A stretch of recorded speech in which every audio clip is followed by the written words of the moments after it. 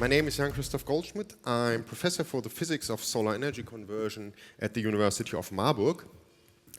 And there we are mostly dealing with really solar cell physics, making new devices, mostly perovskite-based tandem devices. At least that's our goal.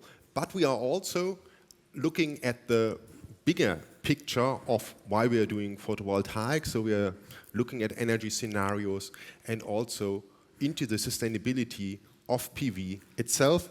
And I've done so during different times in my life already. Some of them have been, for example, also at Imperial College or the McCarter Research Institute on Global Commons and Climate Change. And from this, basically, this talk will be inspired. After this course, this session, you should be able to explain the greenhouse effect.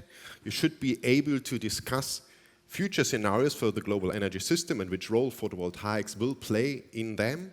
You should be explain why PV has been underestimated in the past, and most importantly, what we can learn for the future development of photovoltaics from this. And you should be able to explain which challenges photovoltaics on the terawatt scale is facing.